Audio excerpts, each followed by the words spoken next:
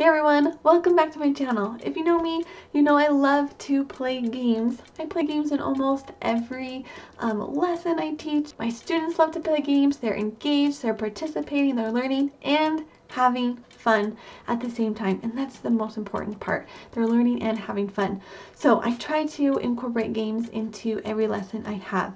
So today I want to show you how to create a Blooket game. First, you need a Blooket account.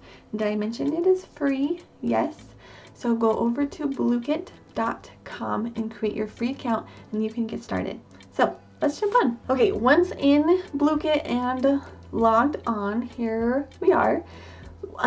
We have several different menus. So we have the news on the left side. This is just Blooket news, so it updates you, like this is a new game that came out and whatnot. That's what Blooket news is. My sets, these are the specific sets, that's what they're called, or games that you have created.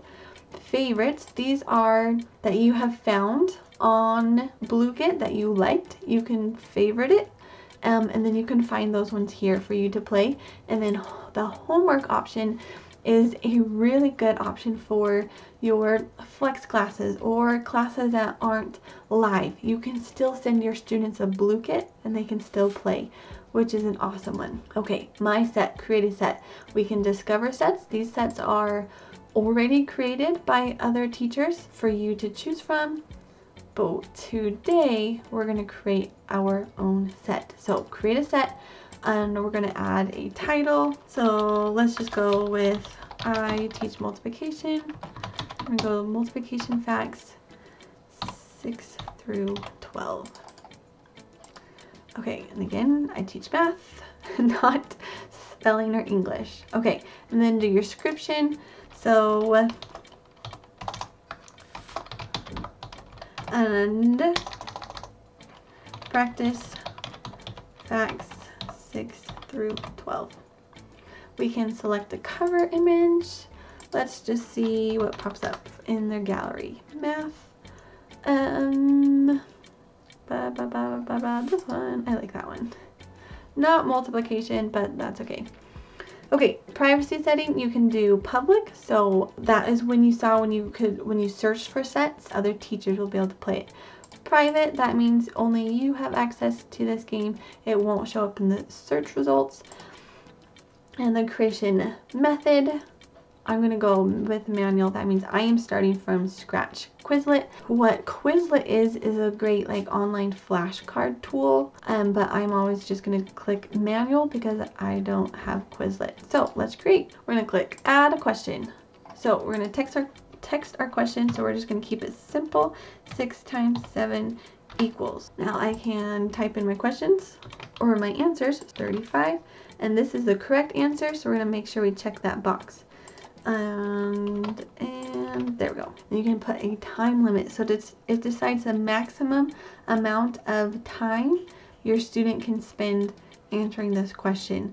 So I love the question timers. For my multiplication class, these are supposed to be fast-paced games, but if it's like a word problem where students are going to have to think and read about it, then I'm going to give them a longer amount of time. I got to make it fair for them, but we'll just keep it 20 seconds. Okay, random answer order. So when checked, so the answers will be given in students in a random order. That means it's all going to be mixed up for each student. And then when we're done, click save. You can also add a picture if you want for each question too. So again, you can search the gallery. You can upload your own file. Say you created your own images you wanted to use from like Canva or whatnot, or you can upload photos by URL. Let's see what, we'll just add a picture here. I won't add a picture every time. That one's multiplication. Oh, I like that one better. Okay, save. And then we can see our first question here. Let's add just a couple more questions. 7 times 2. So with the questions being in random order, I could put the answer for number 1 the entire time. Da, da, da, da, da, da. There we go. Because they'll always be given to students in a random order. Okay, we're going to click save. Okay, now I have 2 questions here. You can see this one has a picture, this one doesn't, and I can reorder these anytime I would like. And you have some options. I can copy this question, and it gives, it copies everything. If I just need to make a minor change to a question, I can do that. Let's go 9 times 12. Make that 108, and then I can change my answers around. So that's what the copy button does. And then you can edit a question, delete a question, random order is on, and it tells you the time limit. Just created your own Blooket. I'm gonna click save. And now it shows up under my sets. And that is how you create a Blooket. It is very simple to create your own and start playing this game with your students. So if you try Blooket, I would love to hear about it. I want to know how it went. How did it go with you, your experience creating one, and how did your students like it? Because I'm gonna bet they're gonna love it. Look out for my next tutorial next week, where I will go over teacher view versus student view when you play, and how to share the code with your students and all whatnot for your online classroom, so you are ready to go to play this game. Have a wonderful day, guys. Bye.